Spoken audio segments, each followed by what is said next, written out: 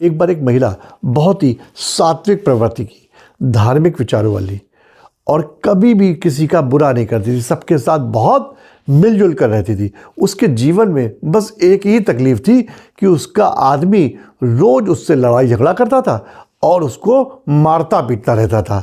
वो बड़ा परेशान थी। वो एक दिन साधु महात्मा जी के पास गई और उनसे बोली, महात्मा जी, मेरा आदमी मुझे रोज मारता पीटता है। मैं बहुत ही धार्मिक प्रवृत्ति की हूँ, पूजा पाठ करती हूँ, नित्य प्रभु का सिमरन करती हूँ, कभी आज तक किसी का बुरा नहीं करा, फिर मेरे साथ ऐसा क्यों?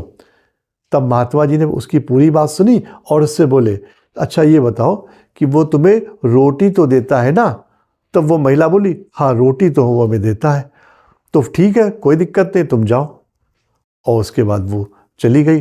रास्ते में वो ये सोच रही थी, हो सकता है कि महात्मा जी ने कुछ जादू कर दिया हो जिससे मेरे आदमी की बुद्धि बदल जाए और अब वो हमें मारना बंद कर दे।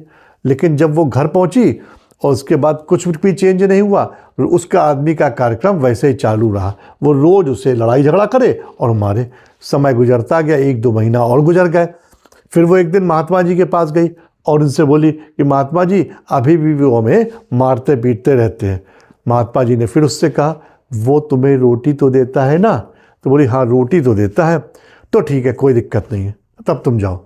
और उसके बाद वो फिर चली गई। उसे लगा कि इस बार महात्मा जी ने ज़रूर कुछ कर दिया होगा ताकि मेरे आदमी का नेचर बदल जाए और वो हमें मारना छोड़ दे। लेकिन फिर घर पहुंची, कोई नेचर में चेंज नहीं आया। फिर उसका आदमी मारता पीटता रहा। साल भर गुजर गया। साल भर बाद वो महिला फिर साधु महात्मा के पास गई और उनसे हाथ जोड़कर बोली, हे महात्मा जी, मैंने कभी किसी का बुरा नहीं करा, हमेशा सबकी मदद करी, प्रभु का सिमरन करते, पूरा दिन पूजा पाठ में लग जाता है, फिर भी मेरा आदमी मुझे बुरी तरह मारता पीटता है। महात्मा जी ने उससे फिर कहा, वो तुम्हें रोटी तो देता है ना?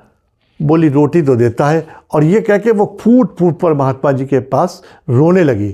तब महात्मा जी ने उससे कहा, वो जो तुम्हारा आदमी है वो पिछले जन्म में तुम्हारा बेटा था, तुम उसे पूरा दिन मारती रहती थी और कई कई दिन तक भूखा रखती थी। शुक्र मनाओ कि वो इस जन्म में तुम्हें रोटी तो दे रहा है ना। ये बात सुनकर वो महिला बिल्कुल चुप हो गई।